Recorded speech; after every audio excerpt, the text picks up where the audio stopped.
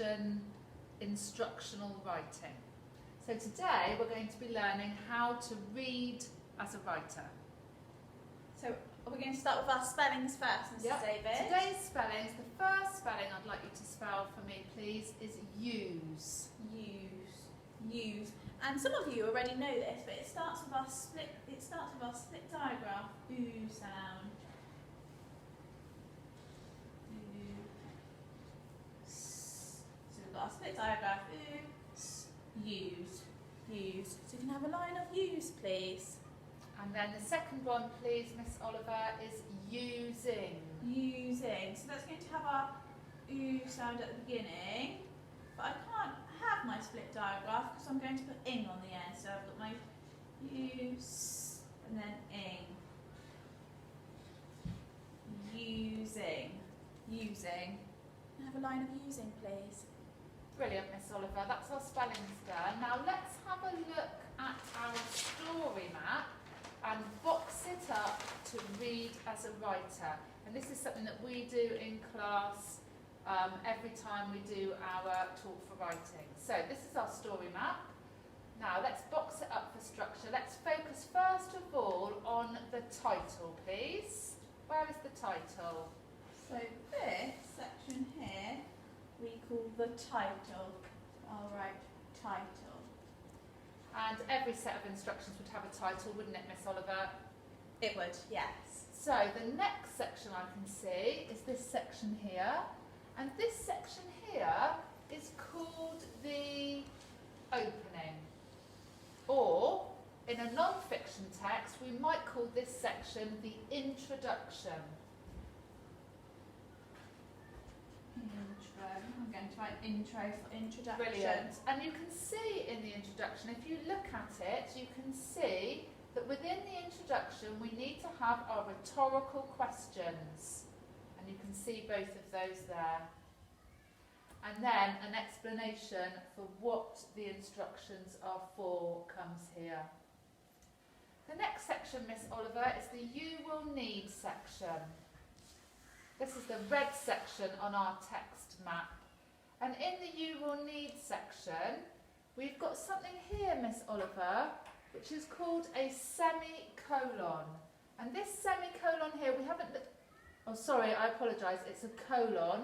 And this colon here, we haven't actually used those before, children, but it gives you the sign that something is coming next. Could you draw a big one here for us, Miss Oliver, so the children can see it? They might not be able to see it very well. It's just 2 dots, that's a colon. So it goes, you will need, colon, and then the different things that you will need to make your instructions. And we could call this you will need, we could call that a subheading, you will need. And also, let's not forget in this section, these special things here, Miss Oliver, what are they called? Bullet points. Bullet points, brilliant. Bullet points. It could sometimes be bullet points, or they might be numbers down here, just like 1, 2, 3, 4. Okay, our next section is the instructions section, which tells you what to do. And in this section, it's very, very important that these instructions come in the correct order. And actually, there's something that's used here that helps us to do that. Can you tell me what it is, Miss Oliver? The numbers. There's numbers down the side, and also we have these words at the beginning, which is first, next, then, after that. Well done at home if you've remembered, they're our time conjunctions. Yes, so in this section we've got it has to be in the correct order, and it's organised by numbers and time conjunctions. There is also something else in this section that we've talked about as well, Miss Oliver, and that's imperative verbs. And they are used for precise, clear language. Can we remember any of those imperative verbs? Put, wash, scrub. Brilliant, Miss Oliver, well done. And then at the very end here, in this section, this is our ending comment, or kind of like our conclusion. It's our, sometimes you might give a warning here, or an encouragement to the reader. So what's this part called, Mrs. David? It's the ending section. The ending. Yeah. Or conclusion. Yeah. And sometimes it might have, was it like an ending comment maybe? An ending comment. What was our ending comment in our... And now pop him back in the garden. There we go, that was our ending comment.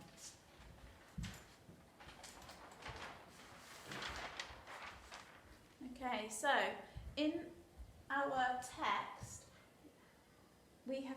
Sorry, Mrs. David, It's you okay. carry on. So, these are the things, children. This is our toolkit, which reminds us what to do when we're writing a set of instructions. So we need to remember these things. They're really important. We need to remember our time conjunctions, which we've just looked at. They were things like first, next, then, after a while, or after that. We need to remember our imperative verbs. Our imperative verbs are those bossy verbs such as mix, scrub, put. We need to remember our rhetorical questions in the opening. They're really important. Remember, rhetorical questions are questions that don't necessarily require an answer, or if they do, the answer is really, really obvious. And there's often 2 of those, maybe 3, but I suggest we just use 2 in the opening. And then in the main set of instructions, you will often have numbers, letters, or bullet points for lists so that you know to do it in the correct order. So this, children, these are the things that you will need to write an excellent set of instructions. If you follow this list and you use these things in your instructions will be brilliant. Now, Every time we write, we also follow a set of rules that we have to include in our writing. And I know that before I even put this up, you at home will be telling your grown-up exactly what you have to include every time. But we'll go through the list and see if that's what you told your grown-up. So, full stops at the end of a sentence, finger spaces, capital letters at the start of a sentence, neat, small handwriting. You need to read your work at the end and form your letters correctly. So, as well as what we just went through, you always need to include these things in your writing to make sure it is a great piece of work. right then, children, our next thing, we're going to do a little quiz now, actually, and you can join in at home. So what we're going to do is I'm going to ask Miss Oliver some questions, and you can have a go and see if you can do this at home. Join in along with us and see if you can do this. So, now Miss Oliver, I wonder if you can write down 4 time conjunctions.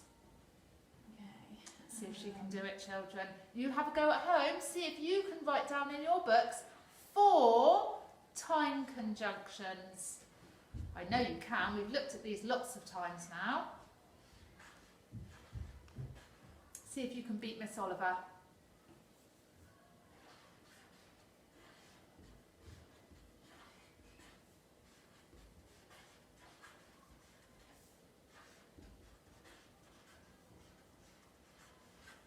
Well done, Miss Oliver. Now, Miss Oliver, they are brilliant. 4 time conjunctions. If I was going to be writing them in a sentence, Miss Oliver, what would I need to remember to use after each time conjunction?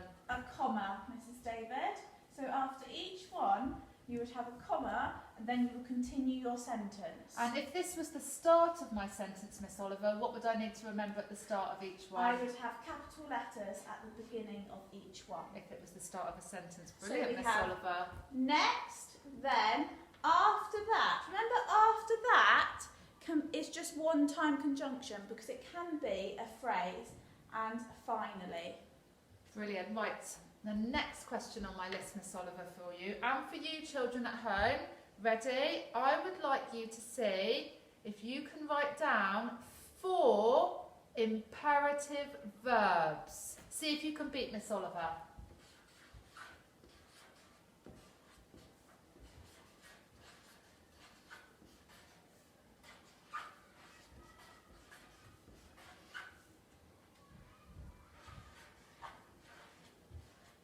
Well done, Miss Oliver. That's excellent. You did those really quickly. And Miss Oliver has written down her 4 verbs. Would you like to write them? Put, wash, Read them to us? scrub and get. And so remember, a verb is a doing word, but an imperative verb is it's like a bossy verb. It's a bossy verb.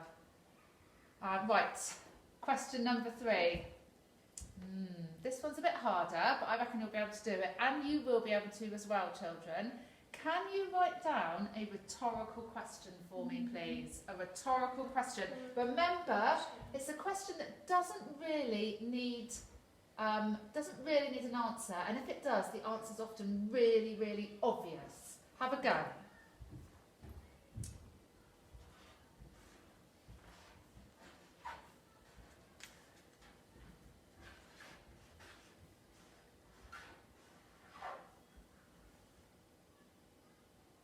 Is it only Wednesday today?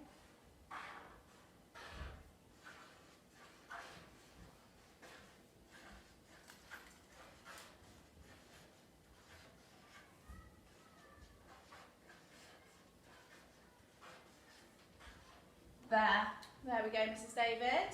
Well done, Miss Oliver. I can see that you've got that one done brilliantly. Is it only Wednesday today? Another example might be,